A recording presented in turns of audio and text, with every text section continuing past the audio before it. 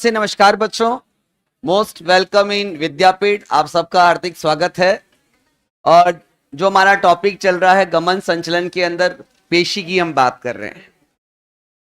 पेशियों के अंदर बच्चों जो हमने बात की थी कि पेशी को हम मसल सेल या मसल फाइबर या पेशी तंतु भी कहते हैं। अब जो आज के इस विषय के अंदर आज का जो लेक्चर होगा उसमें हम देखेंगे कि इसकी संरचना किस प्रकार से है और ये पेशियां किस प्रकार से कार्य करती है, कैसे खिंचाव होता है, कैसे शीतलन होता है, संकुचन और शीतलन कैसे काम करती है, जो मेन कॉन्सेप्ट है जहां से क्वेश्चन फिक्स होता है। नीट इसी एप्लीकेशन पर सवाल पूछती है। तो हमने केवल देखा था कि पेशी की बाहर की संरचना किस प्रकार से थी। हमने कहा एक कंकाल पेशी हमारे कोर्स में है, हृदय पेशी या चिकनी पेशी नहीं है। इन तीनों के अंतर शायद हम एनिमल टिश्यू में पढ़ चुके हैं, इसलिए मैं यहाँ वापस लिखवाना नहीं चाहता हूँ। एनसीईआरटी ने यहाँ दे रखा है और वहां भी दे रखा है। इसका मतलब ये पोर्शन बहुत इंपॉर्टेंट है। 2022 में और 23 में भी शायद एक क्वेश्चन बना था, इन पेशियों के ऊपर पूछा गया था। 3 प्रकार की पेशियां होती है बेटा, कंकाल, चिकनी पेशी और हृदय पेशी। कंकाल पेशी की हम बात करते हैं, बेलनाकार थी, उसमें बहुत सारे केंद्रक थे। उसके बाद हमने चिकनी पेशियों की बात की थी, तो वो एक तरकू जैसी थी। पर खास बात थी कि जो रेखाएं थी, हमने पढ़ा था रेखित पेशी, कंकाल पेशी और हृदय पेशी। चिकनी पेशियां अरेखित होती, क्या होती है? अरेखित। कंकाल पेशियां मेरे नियंत्रण में तो ऐच्छिक है, जबकि चिकनी पेशियां मेरी आहार नाल या गर्भाशय में बात करते हैं, रक्त वाहिनियों में बात करते हैं, तो वो अनैच्छिक है। और हृदय पेशियां भी अनैच्छिक है। ये मोटी मोटी बातें याद रखने का। उसके बाद जो हमने कहा कि कंकाल पेशी का सबसे बाहर का आवरण होता है वो क्या कहलाएगा? एपीमाइसियम। उस कंकाल पेशी में बहुत सारे पेशियों के बंडल थे और हमने कहा एक बंडल को फेसिकुलस कहते हैं। क्या कहते हैं? और संयोजी ऊतकों का आवरण पेरीमाइसियम, और बहुत सारे बंडल का आवरण संयोजी ऊतक का फेशिया। एनसीईआरटी की लाइन भी है। और उसमें जो एक मसल फाइबर है, पेशी तंतु, उसका आवरण एंडोमाइसियम। कई बार बच्चों को एक कंफ्यूजन होता है कि सर एंडोमाइसियम इसे कहते हैं तो सार्कोलेमा किसे कहा जाएगा? दिमाग में आएगा। सार्कोलेमा भी पेशी की बाहरी आवरण है, पेशी तंतु का, और एंडोमाइसियम है। दो कैसे हो सकता है? हमने कहा कि एंडोमाइसियम में संयोजी ऊतकों का आवरण है, क्या है? और जबकि जो उसकी प्लाज्मा झिल्ली होती है पेशी की, उसे हम कहते हैं सार्कोलेमा।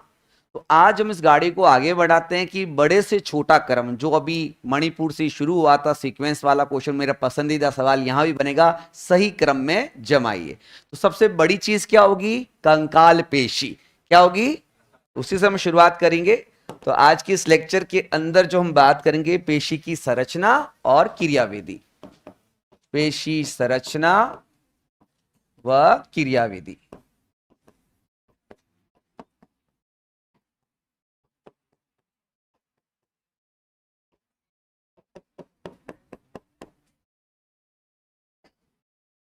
चलिए मेरी मदद कीजिए। कंकाल पेशी को हमने सबसे बड़ा माना, ठीक है। इस कंकाल पेशी में मुझे बताओ क्या होगा? बंडल, पेशी बंडल होगा। चलो पेशी बंडल हो गया। पेशी बंडल को हमने एक और नाम दिया बेटा, कोई बताएगा? फेसिकुलस। सही बात है। इसका आवरण बताओ। इसका आवरण एपीमाइसियम, इसका आवरण पेरीमाइसियम। वेरी गुड, अब समझ में आ रहा है।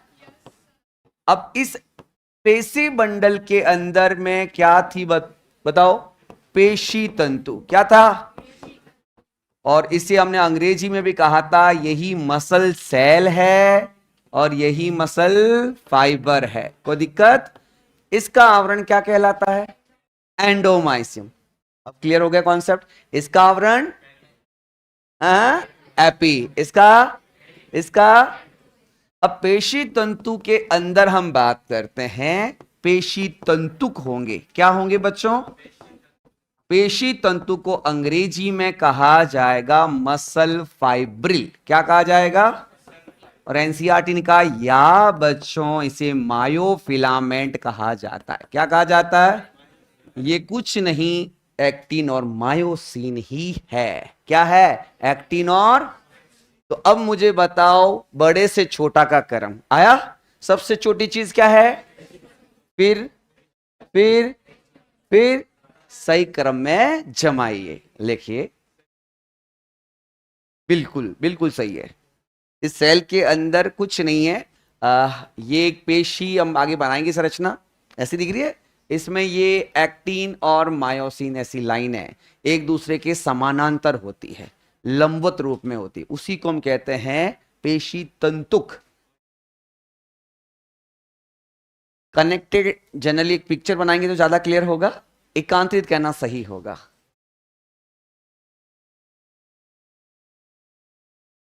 अभी थोड़ा सा प्रोटेक्ट करना, अभी वायरल ज़्यादा फैल रहा है आई फ्लू का, तो आपके आसपास जो भी चीज़ें हैं तो शायद प्रोटेक्ट कीजिएगा, हाथ वॉश करते रहेगा, आई कांटेक्ट नहीं रखने का। वैसे भी नहीं करते हो तुम लोग, ऐसे ही बैठे रहते हो, है ना। तो ये अभी बूम में है ये वायरस। भारत बड़ा देश है तो यहाँ बीमारियों का तो पता ही है रहेगा, इसलिए अच्छी पढ़ाई करो, डॉक्टर तो बनिए। हाँ जी, आ जाइए। आज क्या जन्मदिन है क्या? बड़ा भाई, बस बड़ा भाई। खुश हो जाता है आदमी एकदम से, खुश, ताले बजते ही। चलिए लिख दीजिए। गांधी जी की अच्छी बात थी कि इंसान को ऐसा जीना चाहिए कि उसका आखिरी दिन है, कितना खुश होकर वो जीता है, दुखी दुखी नहीं जीता है, हर रोज ऐसे ही जीना चाहिए, हैप्पी रहना चाहिए। कल किसने देखा भाई, कल हो ना हो, इसलिए पढ़ाई आज ही कर लो। कल बीमार हो जाओ तो यही है। चलिए फटाफट लिखिए।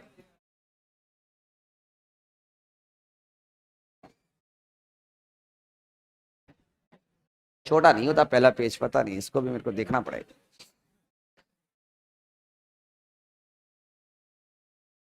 थोड़ा फास्ट लिखिए बेटा, फिर आगे बढ़ते हैं। आज हमें संरचना और उसमें क्रियाविधि, और सैटरडे को तैयार रहना है ना, अपन क्वेश्चन लेके आएंगे जो भी अपने टेस्ट में आने। हाँ, सिलेबस सुना देता हूं आपको। सजीव संसार, लिविंग वर्ल्ड, बायोलॉजी आगे क्या, फिर वापस आ सके क्योंकि कमांड पेपर होगा सबका। सजीव संसार, बायोलॉजिकल क्लासिफिकेशन, प्लांट किंगडम और सेल डिवीजन, कितने बोटनी में? हाँ, अरे फुल आएंगे, टेंशन मत करो। अपने क्या है, अरे नुकसान है क्या, तो फिर वापस तैयारी होगी। चीज तो होनी चाहिए, सारा आना चाहिए।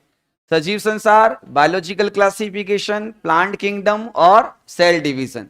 और जूलॉजी के अंदर हृदय वाला और एक्सक्रीटरी सिस्टम, हृदय और उत्सर्जन तंत्र। तो टोटल चैप्टर कितने हो गए?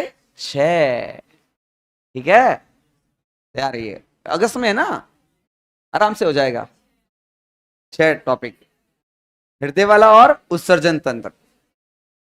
अपने तो हो चुका, दूसरे बैच में जितना होता उतना रहेगा, पूरा शायद हो, पर अपना पूरा पढ़ लेना, ठीक है। वो कहीं कमांड पेपर रहता तो फिर उसी लिए हमें लेट बताना पड़ता यार, ठीक है। और सैटरडे को मैं बता देता हूं, अपन देख लेते हैं, एक जूलॉजी का ले लेते हैं, हार्ट वाला चैप्टर, और हाँ प्लांट किंगडम है ना, तो बायोलॉजिकल क्लासिफिकेशन और लिविंग वर्ल्ड का क्या पूछना है, प्लांट किंगडम और पढ़ लोगे सैटरडे के, याद करके आ जाना, प्लांट किंगडम, बायोलॉजिकल क्लासिफिकेशन, हृदय वाला मिक्स क्वेश्चन ले आएंगे अपन, ठीक है। चलो, हो गया ना। चलो उसमें एक चीज देख ली बेटा, अब हमारा जो मेन एम है बेटा, मसल फाइबर की बात, वापस चलते हैं इसके पास। एनसीईआरटी कहती है पेशी तंतु जो एक मसल सेल भी है, क्या है, मसल। इसलिए कुछ शब्द आते हैं वो देख लीजिए फटाफट। यहां जो हम बात करते हैं, फिर अपन कहते हैं पेशी कोशिका, और पेशी कोशिका को हमने मसल सेल बोला है, या मसल फाइबर भी कह सकता हूं मैं, बार बार लिख रहा हूं, इसमें डबल लिखना पड़ता है। यही कोशिका, यही फाइबर, यही तंतु है। अगर मैं आपसे छोटी सी बात करूं कि इसकी झिल्ली को क्या कहा जाएगा, नाम ध्यान रखना है। इसमें माइटोकॉन्ड्रिया को क्या कहा जाएगा, इसमें ईआर को क्या कहा जाएगा, इसके कोशिका द्रव्य को क्या कहा जाएगा। दो शब्द है वो आपको दिमाग में रहने चाहिए। पेशी के लिए क्या क्या शब्द आते हैं बताओ मेरे को, दिमाग लगे। झिल्ली तो सार्कोलेमा शब्द, क्या बेटा, आगे हम ये शब्द इस्तेमाल करेंगे, सार्कोलेमा, यानी पेशी कोशिका की झिल्ली है, मसल फाइबर की झिल्ली है। माइटोकॉन्ड्रिया को कहते हैं सार्कोसोम,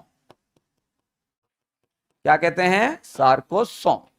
ईआर का एक नाम आएगा sarcoplasmic reticulum, sarcoplasmic reticulum.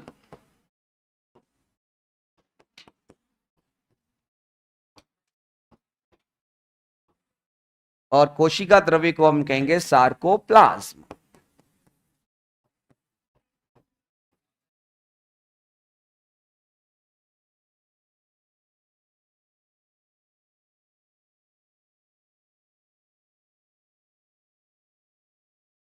Silent रख दो यार, मेरा भी कितना साइलेंट रखता है, मेरा फोन कभी बजा गया क्लास में कभी? और कितने भी फोन आते होंगे किसी के, घंटे। हाँ,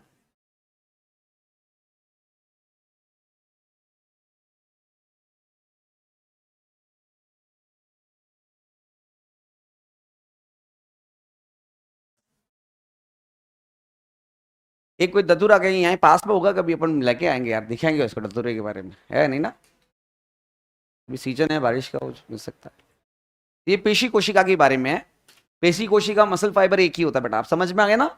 इसकी झिल्ली को क्या कहेंगे? सार्कोलेमा। सार्को शब्द मसल्स के लिए आता है। सार्कोसोम माइटोकॉन्ड्रिया को, सार्कोप्लाज्मी रेटिकुलम ईआर अंतःपृथ्वी जालिका, और सार्कोप्लाज्म मतलब कोशिका द्रव्य। तो बेसिक बेसिक पहले आना चाहिए किया। अब वापस हम उसी में जाते हैं, तंतु मायोफिलामेंट, एक्टिन और मायोसिन की हम बात करते हैं। हो गया? हो गया ना? चलिए, तो ये एक और चीज मैं आपको सिखाता हूं। मान के चलिए कि ये अगर हम बात करते हैं कंकाल पेशी है। क्या है ये? कंकाल। तो इस कंकाल पेशी में बच्चों आपको ध्यान रखने का है, इसमें जो लाइनें आपको दिखेगी, इस प्रकार की जो लाइनें होती है, दिख रहा है आपको? ये जो लाइनें हैं, इस प्रकार की लाइनें आपको दिखाई देगी।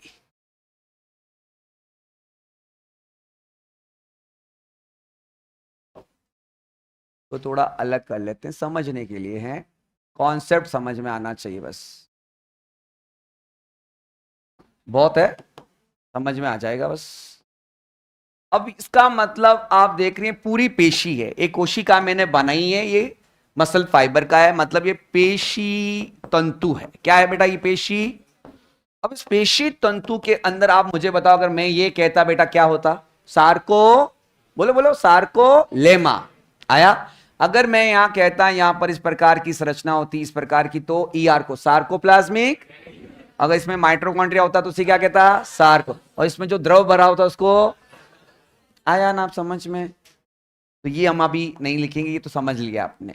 तो यहां जो बड़ी चीज है, ये जो तंतु दिखाई दे रहे, ये वाले तंतु जो है वो पतले से हैं, जो क्या कहलाएंगे? और अंदर जो बीच में मोटे मोटे जो तंतु आपको दिखाई दे रहे हैं, वो क्या है? मायोसिन है। क्या है? मायोसिन जो है। और वास्तव में ये जो तंतु है, इसी को हमने क्या नाम दिया? मायोफिलामेंट। क्या दिया? या पेशी तंतुक। अब मैं एक सवाल आपसे पूछ रहा हूं, पेशी तंतु के अंदर, पेशी तंतुक मसल फाइबर के अंदर मायोफिलामेंट या मसल फाइब्रिल एक दूसरे के समानांतर होते हैं और पेशी तंतु के लंबवत उपस्थित होते हैं, मतलब इस तरह से लॉन्गिट्यूडनल एक्सिस में होंगे। क्या बात सही है? क्या एक दूसरे के समानांतर है? क्या एक दूसरे के एकांतरित है? एक्टिन मायोसिन, सही बात है। एनसीईआरटी की लाइन यही कहती है कि मायोफिलामेंट समानांतर रूप में होंगे और एकांतरित रूप में होंगे। तो ये लाइन लिख लें, लिखो। आया कि नहीं आया समझ में बेटा?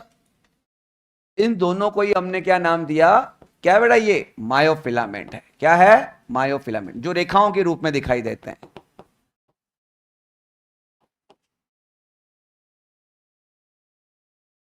और ये बताओ झिल्ली क्या कहलाएगी? सार्कोलेमा। सही है, सार्कोलेमा। पता है झिल्ली अंदर मुड़ जाती है, एक और चीज बता दो, बड़ी इंटरेस्टिंग चीज लगेगी आपको भी। ये झिल्ली कहीं कहीं मुड़ जाती है अंदर और ट्यूब्यूल्स बनाती है। क्या बनाती है? ये ऐसी नली जैसी मुड़ गई है। अगर माइटोकॉन्ड्रिया अंदर मुड़ जाता तो क्या कहलाएगा? क्रिस्टी। क्या कहलाएगा? क्रिस्टी। Very good. और अगर बैक्टीरिया की झिल्ली अंदर मुड़ जाती है तो मीजोसोम। Very good. और ये अगर मुड़ जाता है तो इसे कहते हैं टी ट्यूब्यूल्स। ट्रांसवर्स, अनुप्रस्थ रूप से ऐसे चले गए, इसलिए टी ट्यूब्यूल्स कहलाती है। छोटी छोटी बात है, बाकी तो हमने लिख दिया, बोलिए आप लिखो, जो माइटोकॉन्ड्रिया बनाने की जरूरत नहीं है मुझे।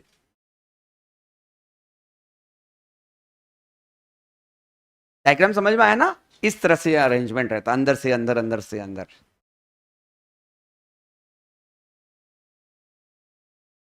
इसका एक और अच्छा डायग्राम बनाएंगे, फिर और अच्छा क्लियर करेगा आपको।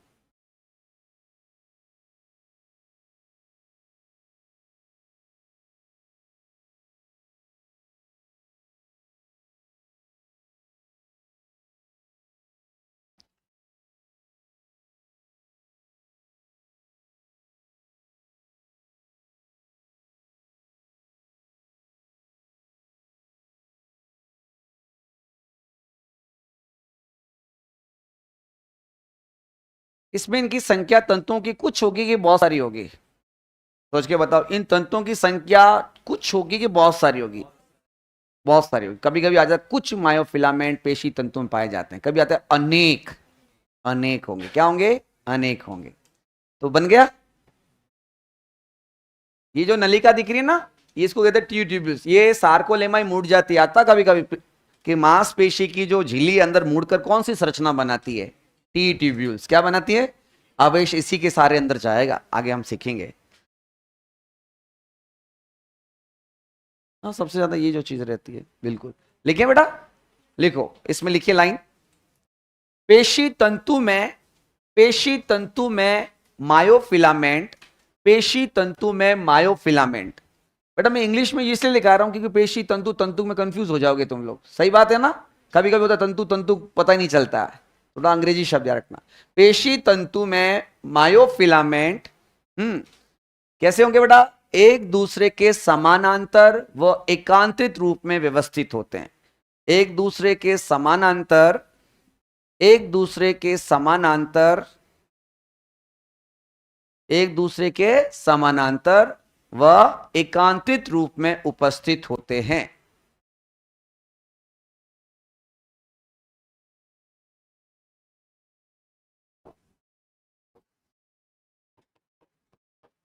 एक लाइन यही लिख देता हूं, चल जाएगा, मुझे लिखानी पड़ेगी वापस सेंटेंस। अनेक मायोफिलामेंट। समझ में आया चीजें? आया? मेनी, बहुत सारे होंगे। अनेक मायोफिलामेंट होते हैं। कभी कोई शब्द आता कुछ मायोफिलामेंट नहीं, अनेक होते हैं। क्या होते हैं? अगली चीज खत्म करते हैं इसको। अब वापस चलते हैं, ये एक्टिन और मायोसिन क्या चीजें हैं, इसके बारे में अपन देखने वाले हैं भाई। तैयार हो? चलिए, तो इसके अंदर हम डायग्रामेटिक व्यू हमारे पास है, ये वाला और एक ये वाला जो हम सीखते हैं बेटा। ये देखिए, ये एनसीईआरटी का पिक्चर दे रखा है बैंड के वाले। और उससे पहले मैं आपको ये सिखा देता हूं, इसमें ये वाला पिक्चर जो है। सबका ध्यान इस डायग्राम में एनसीईआरटी की तरफ। अब पेशी संरचना के अंदर 4 प्रकार के प्रोटीन भाग लेंगे। एक्टिन, मायोसिन, ट्रोपोमायोसिन और ट्रोपोनिन। कितने प्रकार के? 4, जिसमें से 3 होंगे पतले और 1 होगा मोटा। M for myosin, M for मोटा। कौन? मायोसिन कैसा फिलामेंट है? मोटे तंतु जो होते हैं, मोटे तंतु होते हैं उसे मायोसिन कहेंगे। और जो पतले होते हैं वो एक्टिन, ट्रोपोनिन और ट्रोपोमायोसिन होते हैं। ठीक है भाई? तो ये 4 प्रकार की चीजें हैं जो आपको ध्यान रखनी है। कितने प्रकार के बेटा? 4 प्रकार की जो प्रोटीन मसल्स के अंदर हम बात करते हैं। तो पेशी के अंदर जो हम बात करते हैं प्रोटीन होंगे। क्या होंगे बेटा? प्रोटीन होंगे।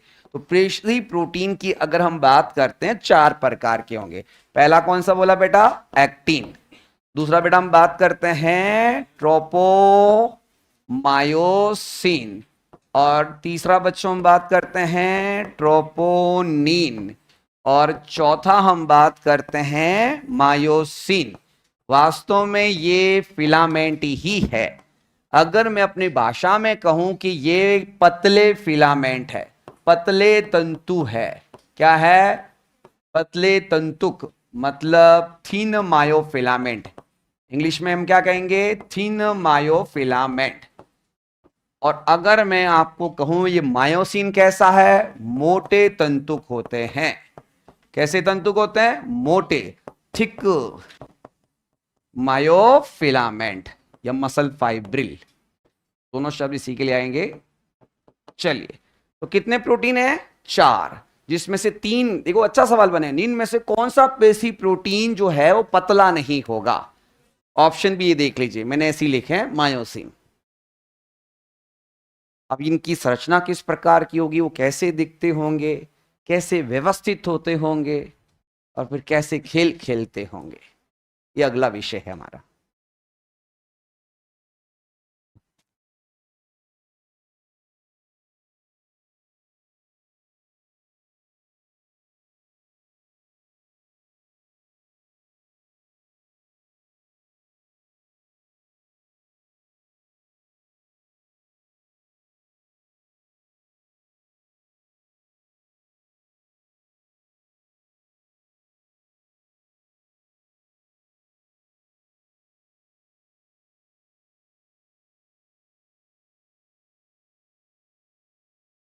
हो गया?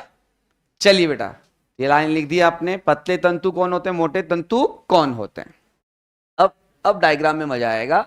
चलो अब यहां पहला पिक्चर देखिए एनसीईआरटी का, क्योंकि सीबीएसई अगर करवाती है तो एनसीईआरटी बेस्ड डायग्राम पे ज्यादा फोकस करती है लेबलिंग वाले क्वेश्चन पे। तो हमारे पास देखो थीन फिलामेंट, और ये देखो बेटा क्या लिखा है, मोटा वाला मायोसिन। अब ये रस्सी की तरह है। आप देखिए इसके अंदर में जो जो चीज कहते हैं उस पर ध्यान दीजिएगा। एक्टिन पे ध्यान दो, सब लोग एक्टिन पे। बोल दिख रही है आपको, ये बोलें दिख रही है आपकी, बोल की पूरी चेन है, ये पूरी चेन और ये दूसरी चेन। कितनी चेन है? 2। कहते हैं कि एफ का मतलब होता है फाइब्रस, रेशेमय, तंतुमय, और एक होता है जी एक्टिन। जी का मतलब होता है ग्लोब्यूलर, गोलू गोलू। एक गोलू को कहते हैं ग्लोब्यूलर। तो एक गोलू ग्लोब्यूलर है, ये आगे जुड़कर एक पूरा चेन बनाएगा, श्रृंखला बनाएगा, उसे कहते हैं फाइब्रस एफ एक्टिन। यानी जी एक्टिन जो है वो आगे चलकर एफ एक्टिन में बदलेगा। मैं अगर आपसे कहूं कि ये एक क्या होगा, जी एक्टिन क्या होगा, और पूरी श्रृंखला क्या कहलाएगी, एफ एक्टिन। पहला कॉन्सेप्ट समझ में आया। एक गोला जो दिख रहा है वो जी एक्टिन, जी मतलब ग्लोब्यूलर, गोलिकीय प्रोटीन है, आया। और पूरी श्रृंखला क्या कहलाएगी, फाइब्रस एफ एक्टिन कहलाएगी।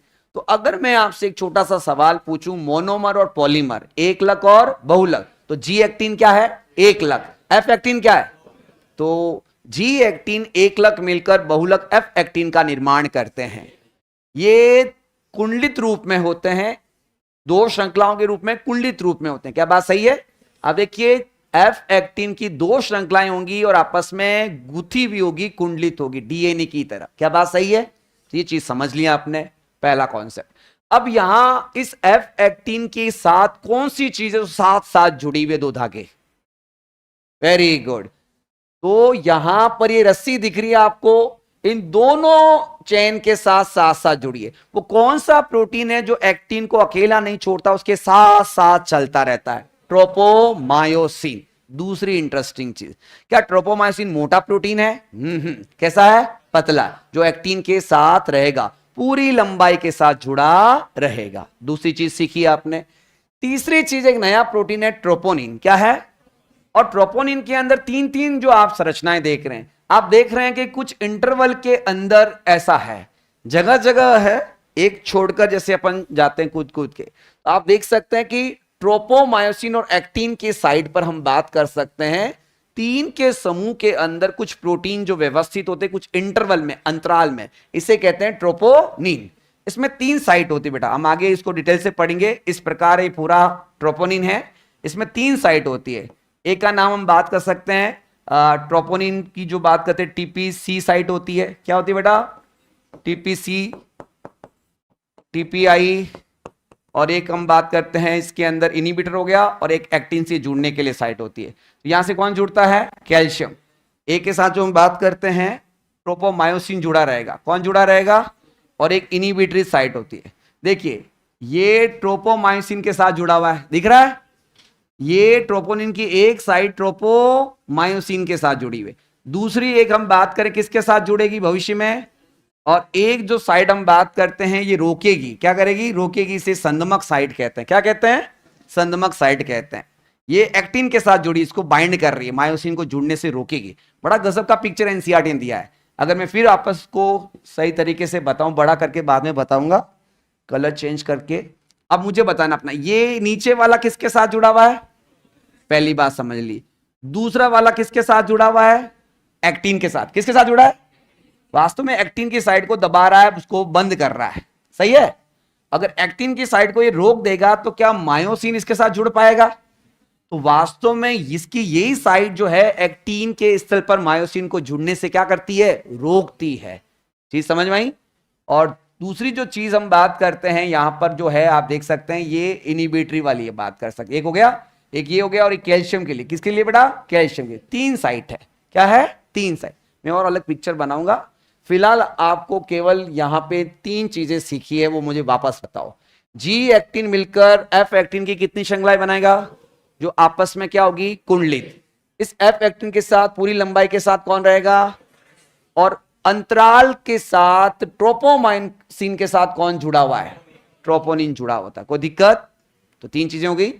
और उसके बाद जो हम बात करते हैं, नीचे वाला भी देख लेते हैं। ये है मायोसिन का पिक्चर। क्या है? आपको लग रहा है मायोसिन जो है टेडपोल जैसा है। कैसा है? टेडपोल, मेंढक का लार्वा मान के चलो, ये सिर है और ये क्या है?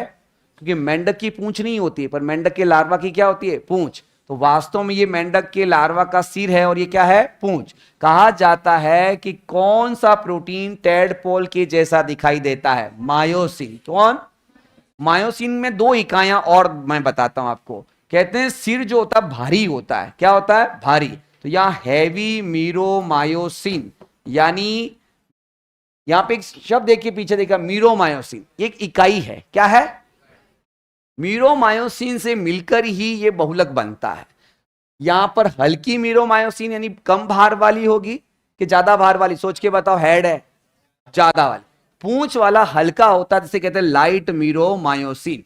यानी मीरोमायोसिन एक लक है, ये जुड़कर बहुलक बनाएंगे। अगर भार कम है तो उसे कहते हैं लाइट मीरोमायोसिन, हल्की जो पूंछ का निर्माण करेगी। और जिसमें मीरोमायोसिन की संख्या ज्यादा होगी, प्रोटीन ज्यादा होगा, तो वो क्या बनाएगा? सिर बनाएगा।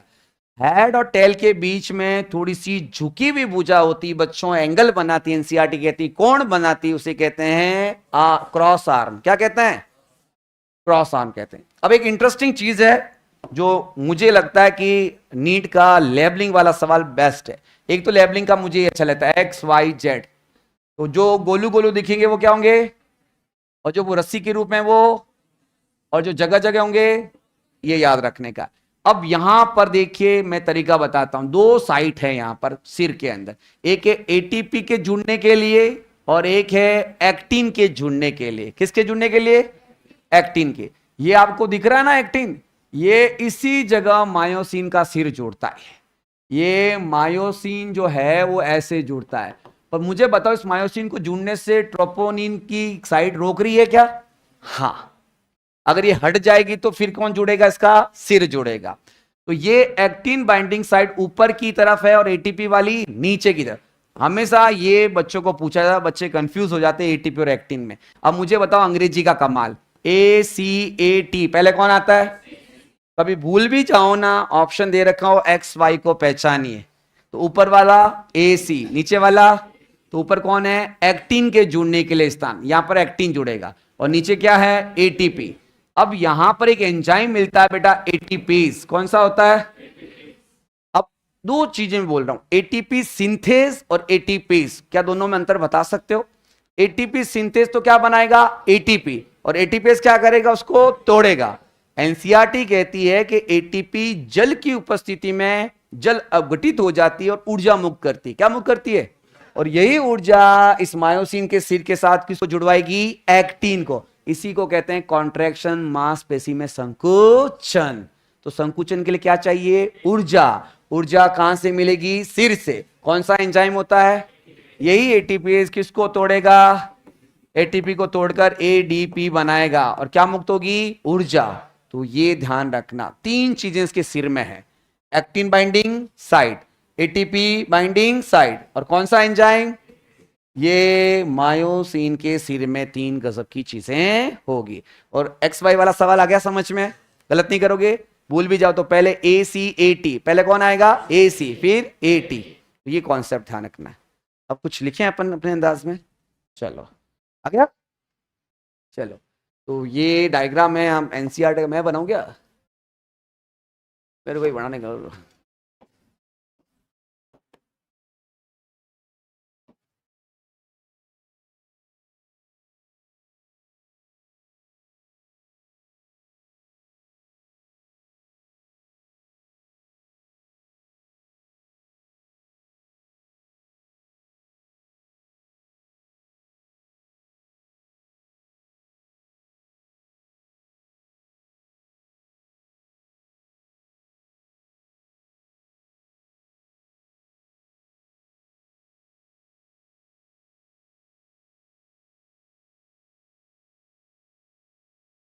अरे भाई, मेरी एमएससी एंटीमोलॉजी में, जूलॉजी में ये है क्यों टेंशन कर रहे हो?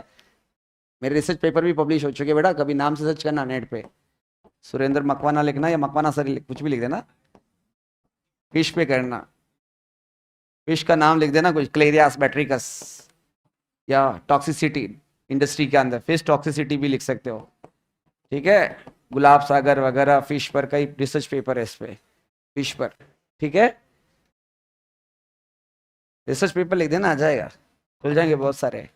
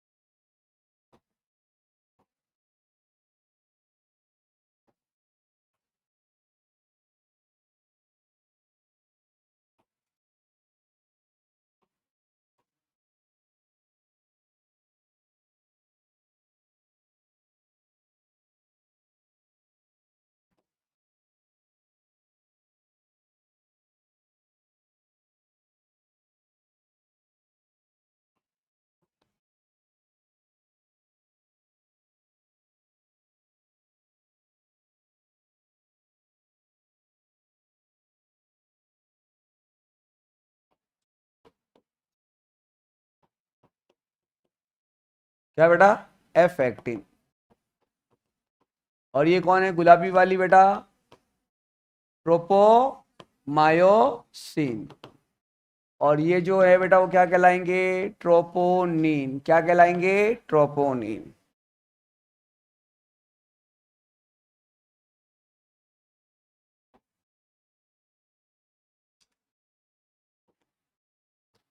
ये तीन चीजें हैं बच्चों, बहुत अच्छा पूछा जाएगा क्वेश्चन। एफ एक्टिन, ट्रोपोमायोसिन और बेटा ट्रोपोनिन की हम बात करते हैं।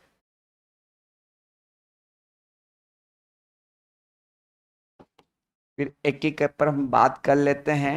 एक्टिन, एक्टिन की जो बच्चों हम बात करते हैं, कैसे? पतले ना, पतले तंतु होंगे और इनको अपन ए बैंड से प्रदर्शित करते हैं। किससे बेटा?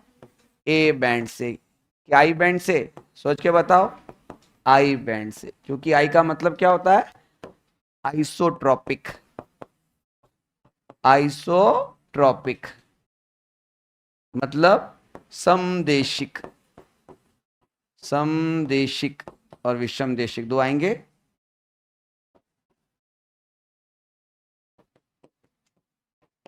हल्के बैंड होते हैं। कैसे होते हैं बेटा? हल्के बैंड, लाइट बैंड कह सकते हैं इनको, हल्के बैंड है। पतले तंतु होते हैं, आई बैंड से दर्शाते हैं। ये हल्के बैंड, हल्के बैंड होते हैं।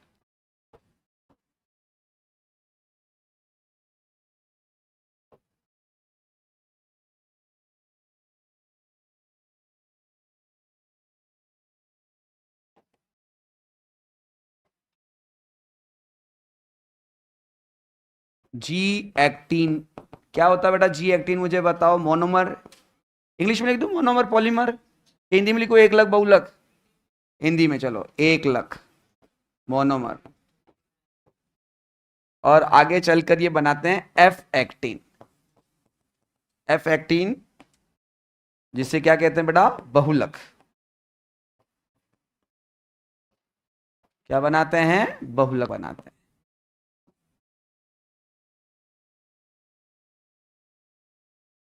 जी का मतलब ही लिख देता हूं आपके। जी का मतलब होता है ग्लोब्यूलर प्रोटीन। क्या होता है बेटा? गोलिकीय, ग्लोब्यूलर, जी इसलिए आया है। गोलिकीय प्रोटीन। कैसा होता है बेटा? गोलिकीय प्रोटीन होता है। और यहां एफ का मतलब बेटा फाइब्रस। क्या होता है? फाइब्रस, तंतुमय प्रोटीन।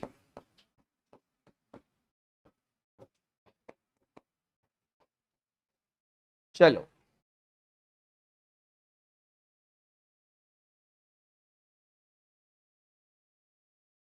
एक्टिन पतले तंतु होंगे जिनको आई बैंड से दर्शाएंगे, ये हल्के बैंड होंगे।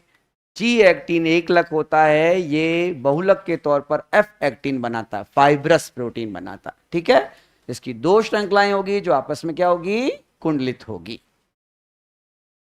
इस तरह का क्वेश्चन आएगा नीट में स्टेटमेंट का, एक्टिन के लिए कितने कथन सत्य है, कर लोगे? तो मैंने उसी अंदाज में लिखा।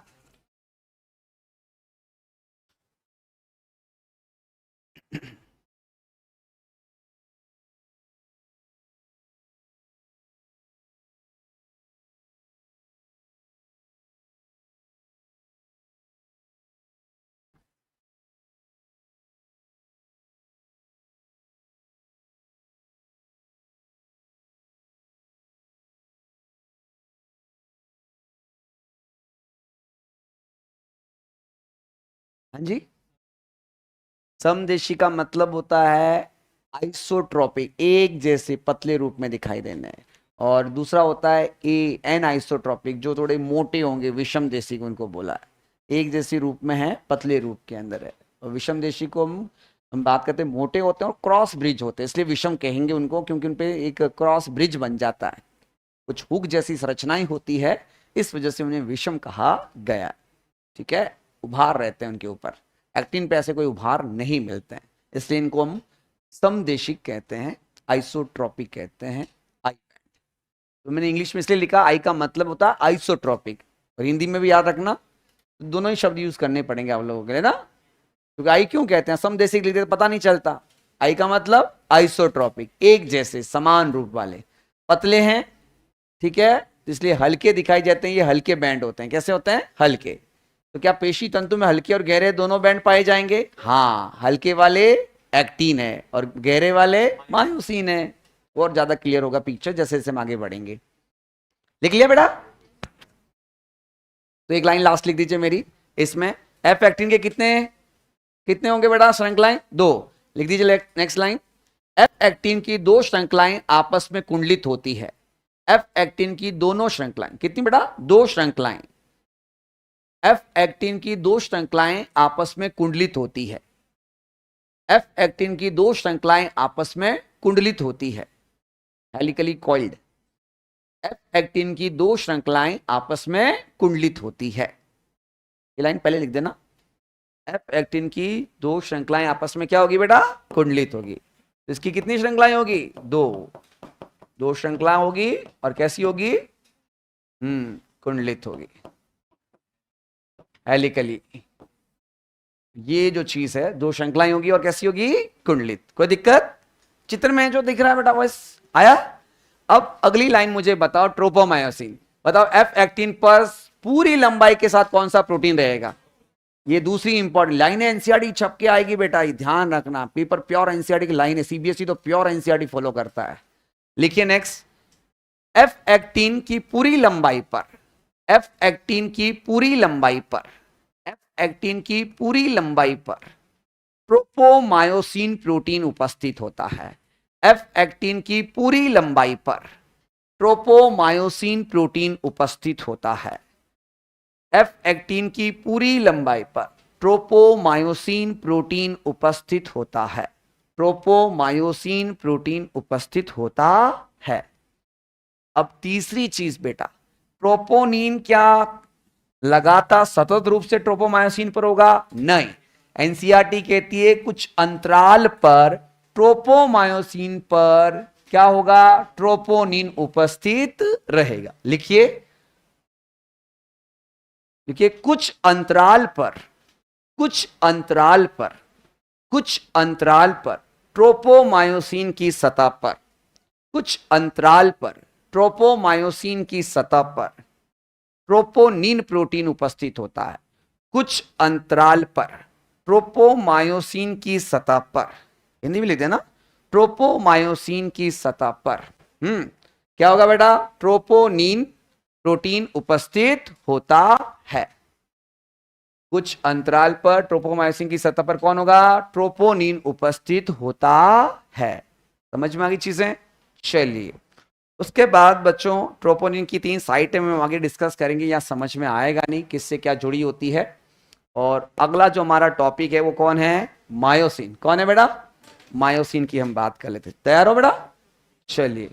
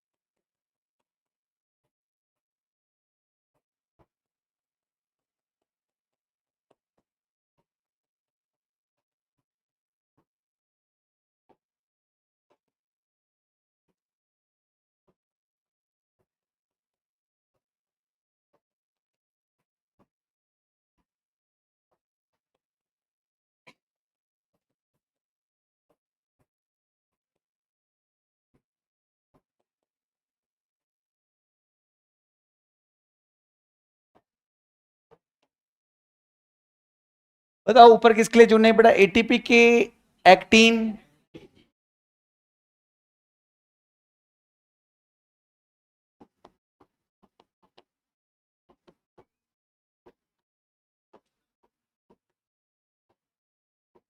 नीचे वाला।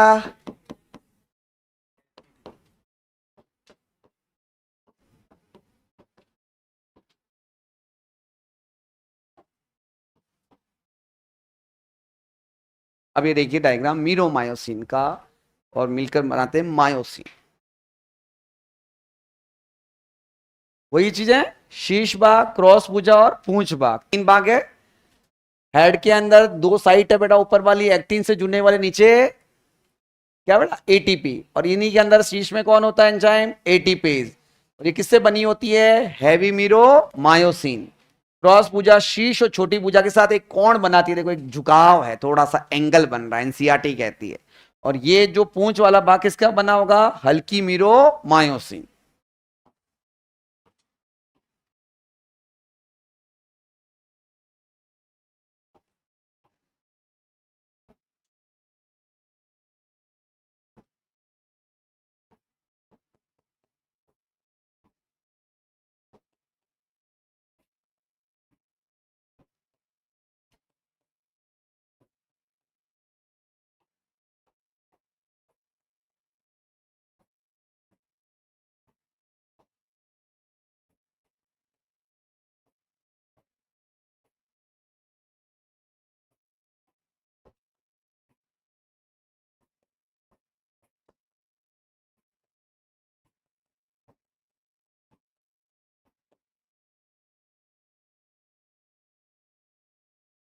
वहां पर हमने कहा जी एक्टिन मिलकर एफ एक्टिन बनाता है, तो यहां बताओ मायोसिन कौन बना रहा है? मीरोमायोसिन। आया? एक लक मीरोमायोसिन, बहुलक। तो मैं एक सवाल पूछूं आपसे, एक्टिन और मायोसिन दोनों प्रोटीन मोनोमर से पॉलीमर बहुलक द्वारा बनते हैं, सही है? एक्टिन के अंदर एक लक था जी एक्टिन, और यहां कौन है? एक लक मीरोमायोसिन। ये छोटी छोटी बातें हैं, दोनों बहुलीकरण से बनते हैं।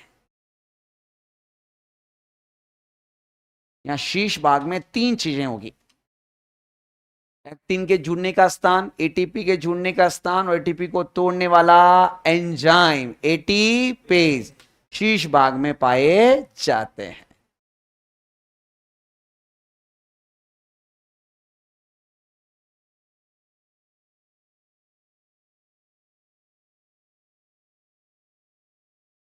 क्योंकि मोटे प्रोटीन है तो इनको फिर गहरे बैंड से दिखाई देंगे, तो इसे कहते हैं ए बैंड। क्या कहते हैं? ए बैंड कहते हैं।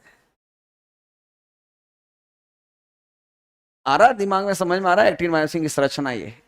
हम्म।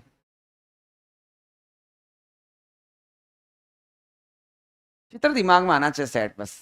मैंने पहले ही दिन ही कहा है, फिजियोलॉजी चित्रों का खेल है। हम्म। छोटी भुजा का मतलब ये वाली जो आर्म है, एक भुजा है, ये छोटी भुजा, ये वाली दिख रही है छोटी भुजा, इसी को बोल रहे हैं ये। तो शीश और छोटी भुजा या भुजा भी कह सकते हैं, के साथ एक कोण बनाती है, जो ये उसकी भुजा ही कहलाती है। छोटी भुजा, ये छोटे से प्रोटीन होते हैं, इसी के साथ एक एंगल बन रहा है। देखो ये, देखो ऐसे अपना हाथ वाला देखो, ये ऐसे एंगल बन रहा है, ये एंगल बन गया। ये मान के चलो हेड है, ये पूंछ है, ये सीधा नहीं हो गए, थोड़ा सा इस भुजा के साथ, मेरे हाथ भी भुजा ही है, इसके साथ क्या बना रहा है? कोण बना रहा है। इसी को क्रॉस आर्म कहते हैं। क्या कहते हैं? क्रॉस आर्म कहते हैं। आया? ये स्लाइडिंग के अंदर, विसर्पण के अंदर जबरदस्त हेल्प करती है। क्यों होता है? इसका रीजन भी है कि इस विसर्पण आसान हो। एक्टिन और मायोसिन जब बात करते हैं ना आपस में, जब फिसलेंगे उस समय सहायता करती है पूजा।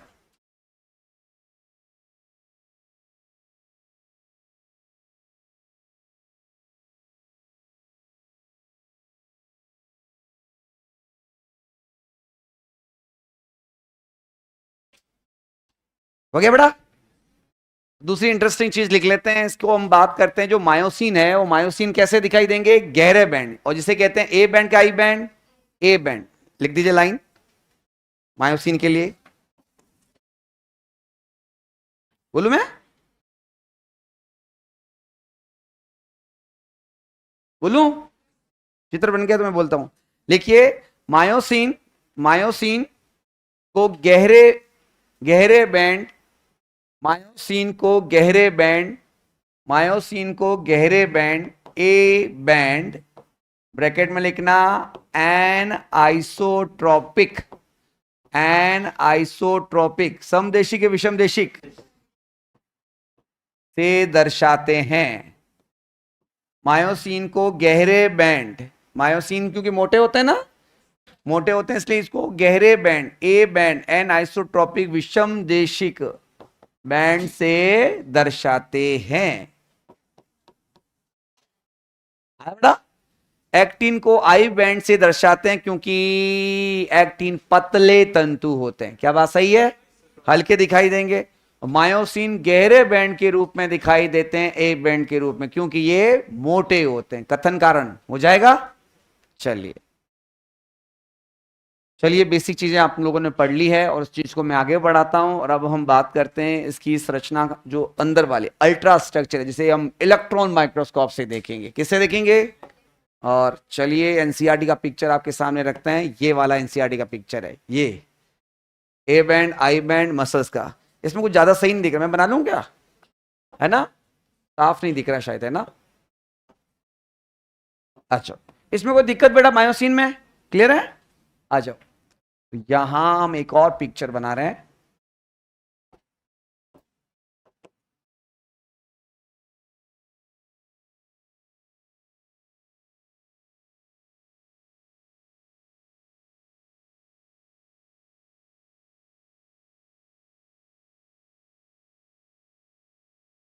बराबर दिख रही है ना?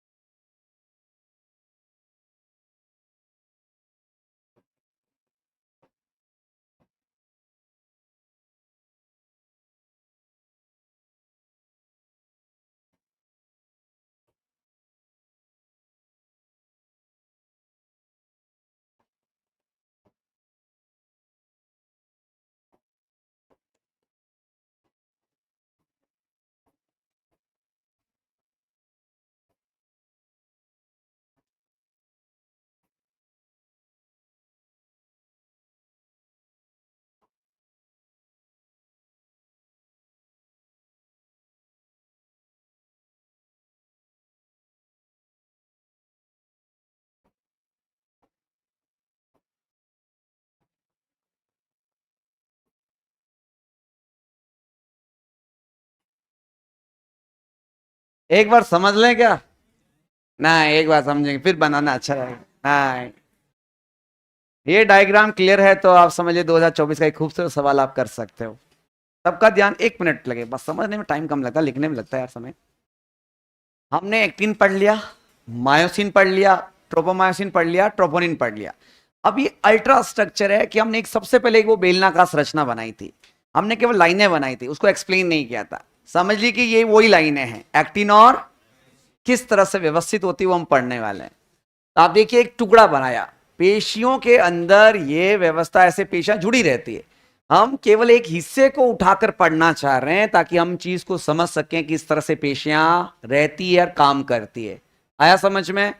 अगर मैं आपसे ये कहूं कि जो पतले तंतु है वो क्या है और जो मोटे तंतु है वो, एक्टिन को किससे दर्शाएंगे और मोटे वालों को ए बैंड से, क्योंकि गहरे बैंड है।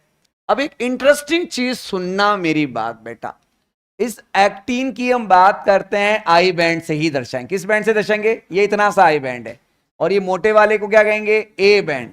अब दिमाग लगा के बताओ, उस ए बैंड के अंदर क्या केवल मायोसिन आ रहा है कि एक्टिन भी आ रहा है? बदल गई बात।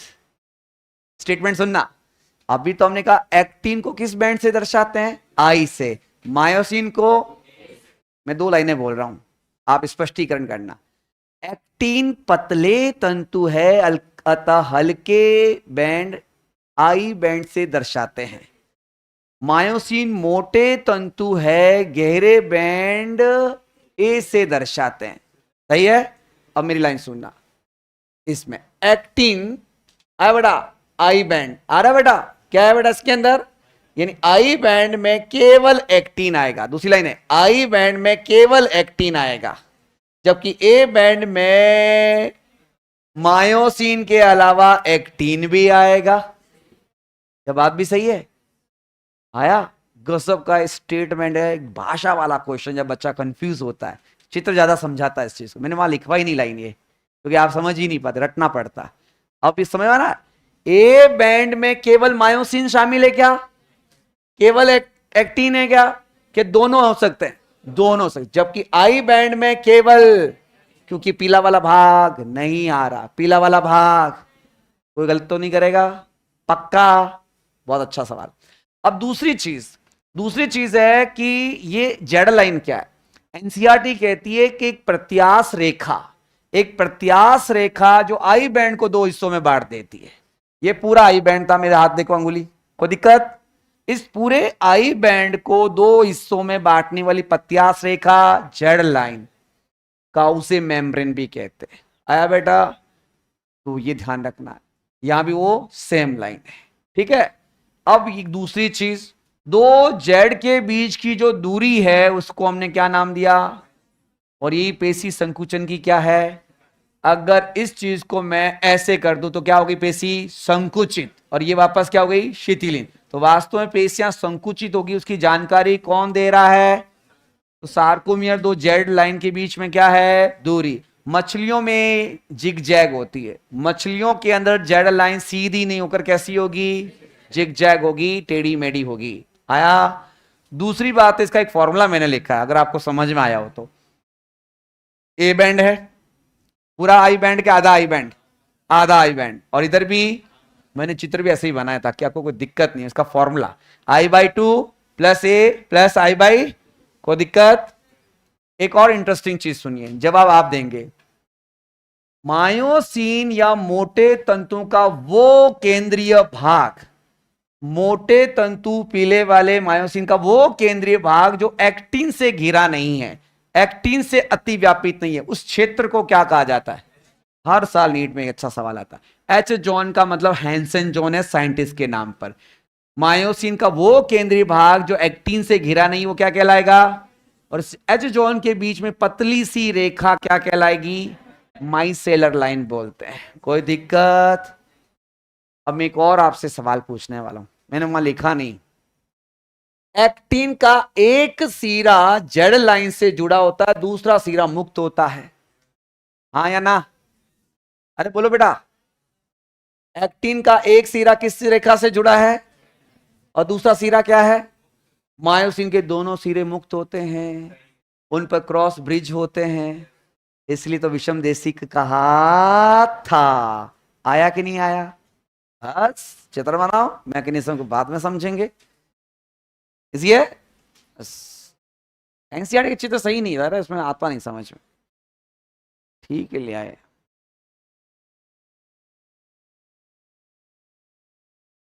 फिक्स है, बाद में मैं क्वेश्चन लाऊंगा, 20-20 सवाल करवाएंगे, बस वही आएंगे 2024 में। कुछ भी नहीं है, फिक्स होते हैं क्वेश्चन। तो एनसीईआरटी के कुछ अच्छे सवाल, क्रीम सवाल फिक्स होते हैं।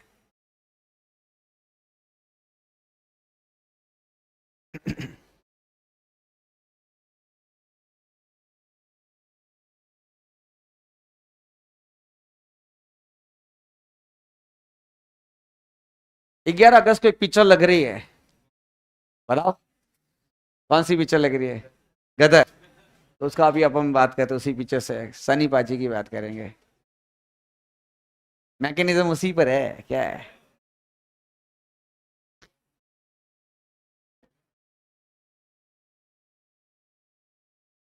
तुम्हारी भी ऐसा होना चाहिए ना, कभी कभी ट्रेवलिंग वगैरह, कहीं घुमाने लेके जाओ, कहीं दिखाने लेके जाओ, नेशनल पार्क लेके जाओ। एप्लीकेशन लिखो ना, मेरा नाम मत लेना, ऐसे सर हमें भी कहीं लेके जाया करो।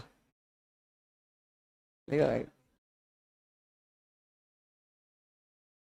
होना चाहिए, एजुकेशन टूर होना चाहिए बच्चों को। नेशनल पार्क तो दिखाना ही चाहिए तुम लोगों को यार भाई, या किसी एम्स पे टूर पे हॉस्पिटल में टूर करवाया जाए, बढ़िया मस्त होता है यार चीजें।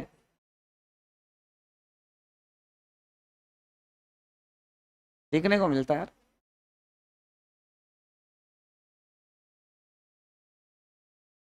हो गया?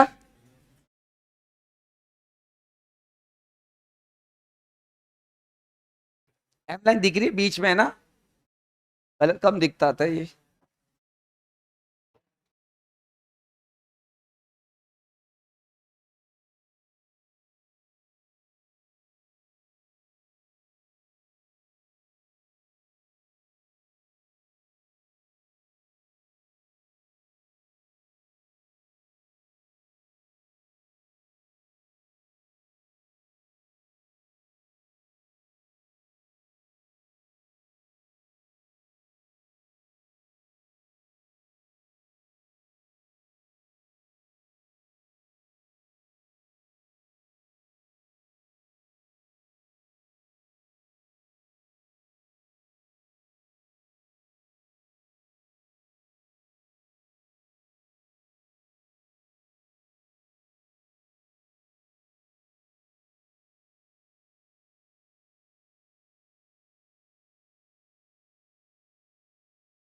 जल्दी करो बेटा फटाफट।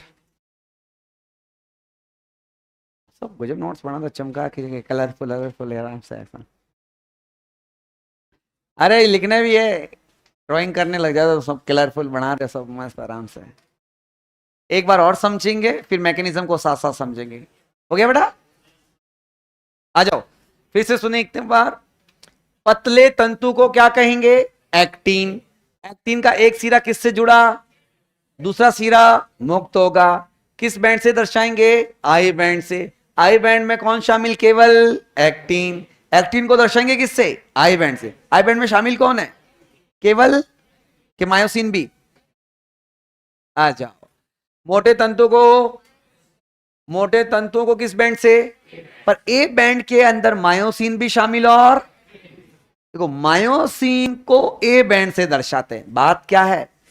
पर ए बैंड में मायोसिन और एक्टिन दोनों शामिल है, बात सही है। इस बात करते हैं मायोसिन की, जो दोनों सिरे क्या होंगे? मुक्त होंगे।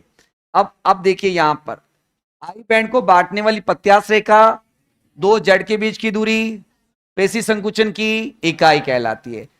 मायोसिन का वो केंद्रीय भाग जो एक्टिन से घिरा नहीं होगा, उसको बांटने वाली रेखा काल्पनिक रेखा है, वास्तविक रेखा नहीं है बच्चों, ये हमने माना है, वास्तव में नहीं होती है। ठीक है, अब सवाल सुनो सनी पाजी का। ये दीवारें जेड लाइन है, क्या है? ये वाली जेड लाइन है, और ये जो टेबल चिपकी हुई है, तुम सोच के बताओ, जिनका एक सिरा मुक्त है, दूसरा दीवार से चिपका है, एक्टिन क्या है? और ये बीच वाली दोनों सिरे है कि नहीं क्लास पूरी अपनी। अब मैं इस चीज को कवर कर रहा हूं, देखो मायोसिन को भी थोड़ा हिस्सा यहां जाएगा। मैं कौन हूं? A band. कौन हूं? A band. थोड़ा लंबे हाथ मानना आता है, छोटा हूं मैं थोड़ा सा। आया समझ में? तो इस भाग को भी कवर कर रहा, कुछ हिस्सा कहां जा रहा मेरा? इसको भी जा रहा है। कोई दिक्कत? जब पेशियों में संकुचन होगा, क्या होगा? अब देखो इस ए बैंड की हम बात करते हैं, जो हिस्सा हम बात करते हैं जो एक्टिन से घिरा नहीं होता है, मायोसिन का वो हिस्सा जो किससे घिरा नहीं है बेटा, उसको क्या कहेंगे? एच जॉन कहेंगे। क्या कहेंगे? मेरी बात आ रही है? ये मायोसिन का जो हिस्सा है जो हम बात करते हैं एक्टिन से घिरा नहीं होगा, उसे क्या कहेंगे? एच जॉन कहेंगे। उसके बीच में देखा एम लाइन है। अब जैसे मैं इन दीवारों को खींचूंगा पास पास, सोचो क्या होगा? ये जो गैप लग रहा है ना, वो क्या होगा? बढ़ेगा कि घटेगा? कम होगा। यानी ये दीवारें पास पास आएगी, यानी ये दीवारें पास पास आएगी। डायग्राम को खराब करें, अगर ये दीवारें पास पास आएगी तो देखिए ये ऐसे आगे बढ़ गई, बढ़ गई। तो मुझे बताओ इसका फर्क क्या आएगा जब ये दीवारें ऐसे आगे बढ़ेगी और ये लाइन यहां आ गई, आ गई यहां, और ये लाइन यहां आ गई। अब बताओ आई बैंड कैसा था? इतना था। अब आई बैंड कितना हो गया? तो बताओ आई बैंड छोटा हुआ कि बढ़ गया? आई बैंड घट गया। Very good, number one. Number two, ये जेड लाइनें पास पास आ गई तो दो जेड के बीच की दूरी, सार्कोमियर की दूरी। Very good. अब ये चीज तो ऐसी की ऐसी है। और देखिए व्हाइट लाइनें जो हम बात कर रही है, तो आगे आएंगे तो ये जो एच क्षेत्र था वो अब क्या हो गया? कहते हैं कि संकुचन के समय आई बैंड घट जाता है, दो जेड की बीच की दूरी घट जाती है, सार्कोमियर घट जाता है और एच क्षेत्र भी कम हो जाएगा। अब ए बैंड वैसे का वैसा ही अपनी जगह ही रहूंगा मैं, तो डीडीएलजी वाला सीन रहेगा अपना, तो ऐसा ही ये चीजें आगे आ रही। अपनी स्थिति तो ए बैंड में कोई बदलाव, पेशी संकुचन की स्थिति में क्या नहीं होगा? ध्यान रखना, आई बैंड की लंबाई घट गई, दो जेड की बीच की दूरी घट गई, एच क्षेत्र घट गया, सार्कोमियर घट गया।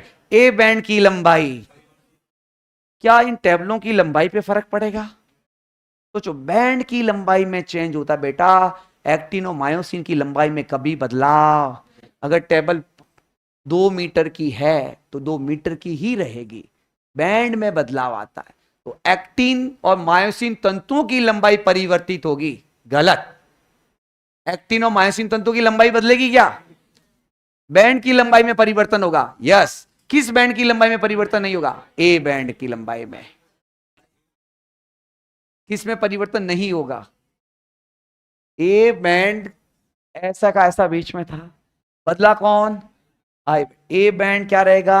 अपरि। अब एक सवाल आपके लिए ट्रिकी है, अत्यधिक संकुचन हो जाए, बहुत ज्यादा मैं खींच लूं, बहुत ज्यादा मैं खींच लूं तो बताओ क्या होगा? H John. एच जॉन के लिए बताओ। एच जॉन लुप्त हो जाए। एच जॉन किस स्थिति में लुप्त हो जाएगा? अत्यधिक संकुचन की स्थिति में एच जॉन लुप्त हो जाएगा। अब मैं स्टेटमेंट बोल रहा हूं, ये नीट 24 का सवाल मान के चलिएगा। तैयार हो? पेशी संकुचन की स्थिति में, ठीक है, आई बैंड और सार्कोमियर की लंबाई घट जाती है, सही है। ए बैंड की लंबाई में कोई परिवर्तन नहीं आएगा, एक्टिनोमायोसिन तंतु की लंबाई अपरिवर्तित रहेगी, एच क्षेत्र घट जाता है और अत्यधिक संकुचन में लुप्त हो जाता है। कितने कथन सत्य है? बस यही चाहेगा अगर है वो दिक्कत।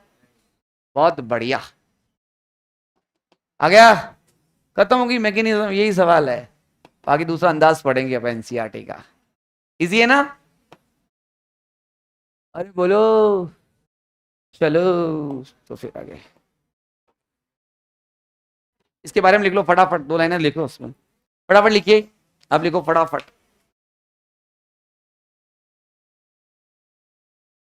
आया कि नहीं आया? लिखवा देता हूं, याद नहीं रहेगा इतना। लिखो, एक्टिन, एक्टिन का एक सिरा जेड लाइन से, एक्टिन का एक सिरा जेड लाइन से जुड़ा, दूसरा मुक्त होता है। एक्टिन का एक सिरा जेड लाइन से एक्टिन का एक सिरा जेड लाइन से जुड़ा और दूसरा मुक्त होता है। एक्टिन का एक सिरा जेड लाइन से जुड़ा, दूसरा मुक्त होता है। एक्टिन का एक सिरा जेड लाइन से जुड़ा, दूसरा मुक्त होता है। कोई दिक्कत? दूसरा बेटा हम बताइए, मायोसिन के दोनों सिरे मुक्त, मायोसिन के दोनों सिरे मुक्त, मायोसिन के दोनों सिरे मुक्त होते हैं, मायोसिन के दोनों सिरे मुक्त होते हैं और उन पर क्रॉस ब्रिज उपस्थित होता है, और उन पर क्रॉस ब्रिज, क्रॉस सेतु उपस्थित होते हैं। मायोसिन के दोनों सिरे मुक्त है बेटा, किसी से नहीं जुड़े ना, और उन पर कौन होते हैं? क्रॉस ब्रिज या क्रॉस सेतु उपस्थित होते हैं। चलिए अगली लाइन बच्चों, जेड लाइन क्या है बेटा, बोलिए। आई बैंड को विभक्त करने वाली पत्यास रेखा, आई बैंड को विभक्त करने वाली पत्यास रेखा जेड लाइन कहलाती है।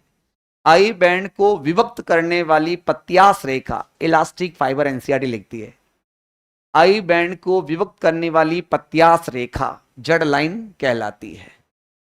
क्या कहलाती है बेटा? जेड लाइन कहलाती है। नेक्स्ट, दो जेड लाइन के मध्य की दूरी, आई बैंड को विभक्त करने वाली पत्यास रेखा जेड लाइन कहलाती है।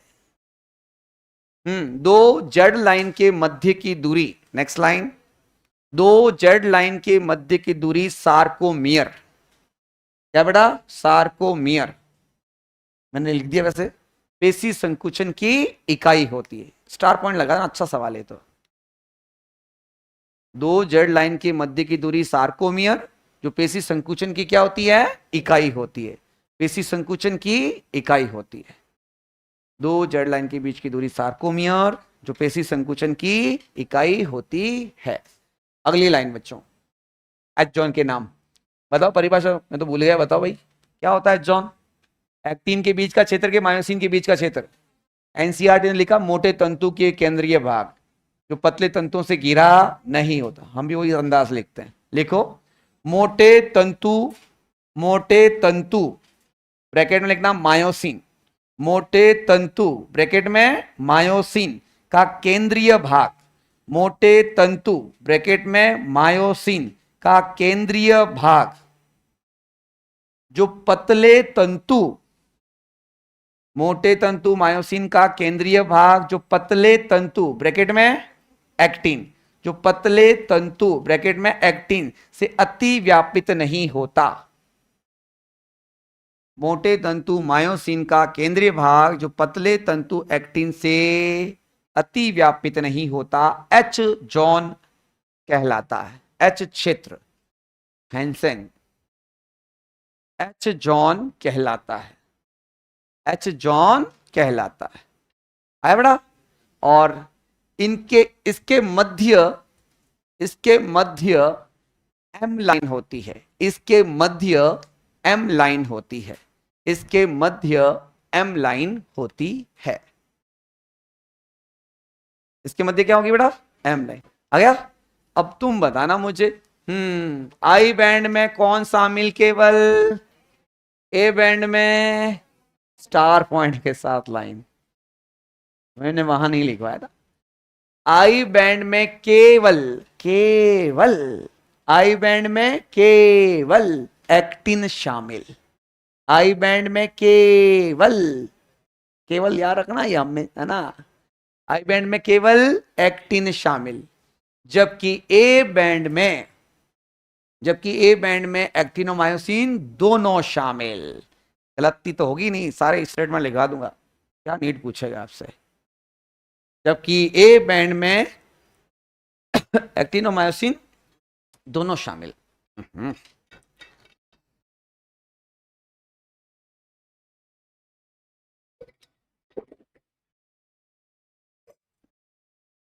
कोई दिक्कत? क्लियर है? आ जाओ, तो इसको खत्म करते हैं एक पोर्शन को।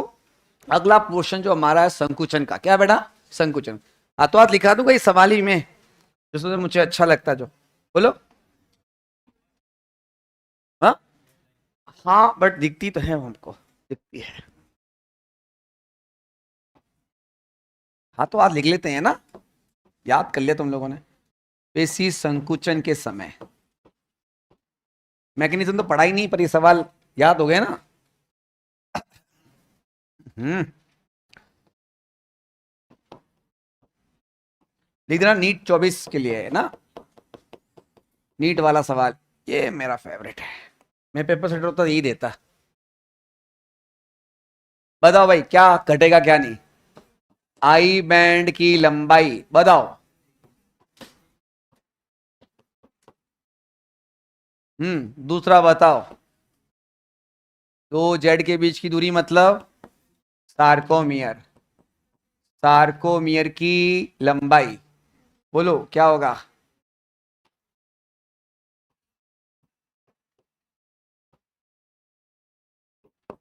एच क्षेत्र क्या होगा बेटा, ये तीनों चीजें बताओ, आई बैंड, सार्कोमियर, एच क्षेत्र, क्या होगा बेटा, घटेगा। एक लाइन भी खत्म कर देना यार, इतना क्या दिमाग लगाएंगे अपन। आई बैंड घटेगा, सार्कोमियर घटेगा, एच क्षेत्र घटेगा, सही है। बताओ कौन चेंज नहीं होगा, ए बैंड अलग हटकर क्या भाई, अपरिवर्तित, सब कुछ बदल जाएगा, ए नहीं बदलेगा, अपरिवर्तित। एक और चीज, तंतु की लंबाई, तंतु की लंबाई में कोई बदलाव आएगा क्या, एक्टिन मायोसिन छोटे हो जाएंगे क्या, नहीं, अपरिवर्तित। अत्यधिक संकुचन हो गया, अत्यधिक संकुचन हो गया, कौन लुप्त हो जाएगा, एच क्षेत्र लुप्त। आज तक का रिकॉर्ड रहा, यही सवाल आए हैं और उम्मीद मेरी यही है, ये सवाल अपना मस्त जबरदस्त, जो टॉप 20 सवाल बनाएंगे उसमें से भी यही सवाल फिक्स है मेरा, ठीक है। कुछ सवाल तो फिक्स होते हैं यार, जैसे जॉइंट्स है, आपको आने चाहिए जॉइंट्स, फिजियोलॉजी में कुछ नहीं है उसमें क्या है।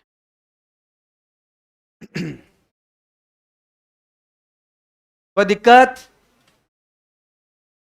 इसमें, कोई दिक्कत, कोई गलत तो नहीं करेगा, बस चुरा लिया सवाल आपने।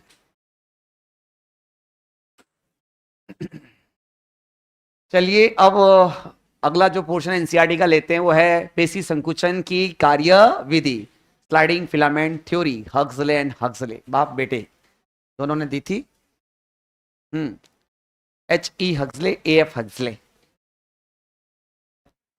क्या कह रहे हो, अरे अभी तो बहुत सारा टाइम बचा है।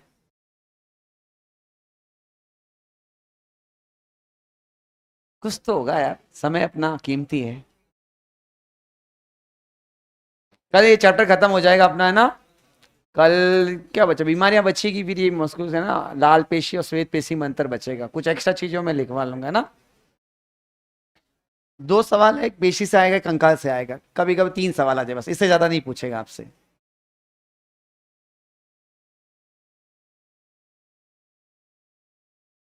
ये देखो एनसीईआरटी का पिक्चर ये वाला था, आ गया। अरे संकुचन वाला देखो, देखो ये ऐसी स्थिति थी, अब बताओ क्या हुआ, संकुचन हुआ, संकुचन हुआ, दिख रहा है आपको। ये देखो एच क्षेत्र, देखो एच क्षेत्र, अब एच क्षेत्र देखो गायब हो गया, इस देखो एच क्षेत्र को, ये देखो एच क्षेत्र इतना था, उसके बाद कम हुआ और फिर क्या हो गया इस क्षेत्र में, यहाँ क्या लिखा, मैक्सिमम कॉन्ट्रैक्शन। मैंने वही एनसीईआरटी के चित्र की लाइनें लिखवा दी है, पेपर साइड इस फोटो को देखकर सवाल बनाते हैं, बच्चे को ये लॉजिक लगाते हैं कि चित्र में दे रखा है, यहां से चुराते हैं क्वेश्चन, ठीक है। शिथिल अवस्था में ये स्थिति, संकुचन स्थिति में अत्यधिक संकुचन में क्षेत्र लुप्त हो जाता। ए बैंड देखो, ए बैंड पहली स्थिति में ये था, दूसरी स्थिति में ये था, तीसरी स्थिति में ये, क्या ए बैंड में कोई चेंज आया, नो चेंज। आई बैंड देखो, आई बैंड में पहले ऐसा था, फिर ऐसा हो गया, फिर बेचारा बहुत छोटा हो गया, है ना। तो ये डायग्राम जो हमने अभी चीजें लिखी उस पर आधारित था। चलो भाई, अब जो हम बात करते हैं, अगली जो हमारी है हेडिंग वो है पेशी संकुचन। क्या बेटा, पेशी संकुचन है, कर लेना। 5 मिनट बचे हैं, इंट्रोडक्शन क्वेश्चन पूछ लें, चलो क्वेश्चन पूछ लेते हैं, चलो तुम जो चाहो, कल कर लेंगे, दिक्कत मत करो, कल खत्म कर लेंगे चैप्टर। वैसे तो अपन डेली क्लास है, वैसे तो है ना, टेंशन वाली बात नहीं है। 3 दिन में आते तो खींचना पड़ता है फटाफट। चैप्टर सजीव संसार और बायोलॉजी, जो बोलो बताओ बताओ कौन सा। Biological classification. बायोलॉजिकल क्लासिफिकेशन में जो सबसे महत्वपूर्ण चीज है वो विटेकर का वर्गीकरण आपको आना चाहिए। फिर मोनेरा, प्रोटिस्टा, कवक और पीछे वायरस दे रखे हैं। दिमाग में कोई भी चैप्टर पढ़ें तो जब भी पढ़ें तो देखें कि इसमें है क्या, चैप्टर में कौन से सेगमेंट। बेटा पढ़ने का तरीका बताता हूं। जैसे कोई रिवाइज कर रहे हो आप चैप्टर, सबसे पहले देखिए इस चैप्टर में कितने खंड, खंड में बांटो। पूरा चैप्टर कभी एक साथ मत पढ़ो। सबसे पहले जैसे बायोलॉजिकल क्लासिफिकेशन पढ़ रहे हो, पहला दिमाग में आएगा मैं विटेकर वर्गीकरण पढ़ रहा हूं। क्या पढ़ रहा हूं? उस पे क्या सवाल बने हैं, क्या आएंगे, वो मुझे अच्छी तरह से आना चाहिए। उस पर मैं सारी प्रैक्टिस कर लूं, मुझे ऐसा नहीं लगेगा कि एक भी सवाल छूटे इस पे। आया। उसके बाद जो सेगमेंट है मोनेरा, जीवाणु के बारे में, उसके बाद प्रोटिस्टा के बारे में, फिर कवक के बारे में, लास्ट में वायरस के बारे में। तो मैंने चैप्टर को सेगमेंट में बांट दिया। आया। तो यहीं से सवाल निकाले जाएंगे। हर सेगमेंट को पूरा करने के बाद आप प्रैक्टिस कीजिए और देखिए कि मुझे ये सेगमेंट अच्छा तैयार हो गया है। क्योंकि हर बच्चे को कोई चैप्टर पूरा ऐसा कभी नहीं हो कि पूरा नहीं आता है। दिक्कत कहीं सेगमेंट में होती है, कोई हिस्सा उसको समझ में नहीं आता, यही होता है। तो वो कमजोरियों को देखिए। जब भी आप प्रैक्टिस करेंगे आपको वो हिस्सा समझ में आएगा। अरे यार इस चैप्टर मुझे कवक नहीं आता, अरे यार इसमें मुझे वायरस नहीं आता, अरे यार मैं इस प्रोटिस्टा में गलतियां कर रहा हूं। उसको स्ट्रांग बनाओ, अपनी गलतियों को आप पकड़ोगे। तो जो पहला सवाल मेरा आ रहा है, क्लेमाइडोमोनास और क्लोरेला को किस में शामिल किया गया है विटेकर के हिसाब से? प्रोटिस्टा में। Amoeba, euglena, Protista. Very good. कितने जो जगत है हम बात करते हैं वो यू कैरियोट्स है विटेकर के हिसाब से? 4। कौन नहीं है? मोनेरा। वो कौन सा जगत है जो एक कोशिका के यू कैरियोट्स है? प्रोटिस्टा। क्या बात है। चलिए, सिलिका की भीति किसमें पाई जाती? सिलिका की भीति डाइटम्स। Very good. अरे गोल्डन एल्गी किसे कहते हैं? डेस्मेड। अरे समुद्र के बड़े उत्पादक डाइटम्स। क्या है?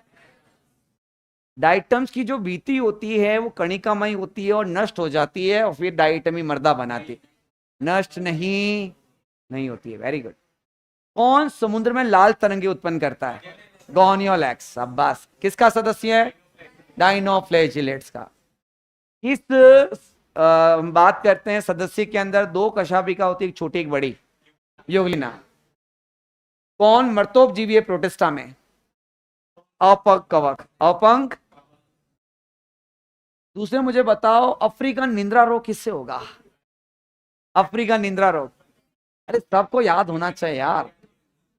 मतलब मेरी बात है कि आप सब जवाब दोगे तभी वो चीजें, मतलब आप टीचर बोले और आप उत्तर आ रहा है इसका मतलब तब तैयारी की हम बात करते हैं। मैं लिख के दूंगा फिर नोटरी पे, भाई यू आर सेलेक्टेड 2024। अगर ये आप सीखे ऐसे आएंगे आंसर। शनिवार को मैं सैटरडे को लूंगा टेस्ट बेटा, ठीक है? रोज रखना पड़ेगा ओरल यार। यूं तो तुम पूरा याद कर लो यार, जो चीज चैप्टर पढ़े एकदम बाय हार्ड याद होना चाहिए। नींद में उठे तो क्या साहब ये तो मेरे को कभी लो टेस्ट है, ये तो मेरे को बाय हार्ड याद है। जब इतना कॉन्फिडेंस बढ़ जाएगा ना बेटा तो गलतियां ना, जैसे कि नेगेटिव मार्किंग, वो 0 हो जाएगी। आप घबराओगे नहीं क्वेश्चन को देखा, अरे ये तो मैं करूंगा ही करूंगा। अगर आपको वो थोड़ा घुमाकर भी सवाल आप लड़ लोगे और कर लोगे, देख लेना ये बात फैक्ट है। जिस बच्चे का कॉन्फिडेंस लेवल अच्छा होता है ना, तो कोई क्वेश्चन अजीब सा भी होता है, घुमा होता है, वो उसको करेक्ट कर लेता है। ये एक फैक्ट है बेटा। जो शार्पर बच्चे होते हैं ना 700 का स्कोर करते हैं, उसमें कुछ भी नया नहीं। उनके जो कंटस्ट होते हैं, हर चीजें बायो फिजिक्स फॉर्मूला वगैरह एकदम पूछे नींद में खड़ा करते बोलता है।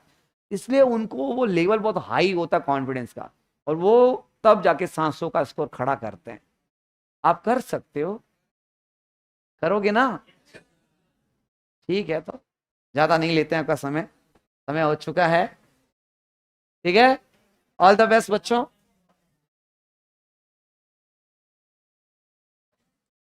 All the best, thank you so much.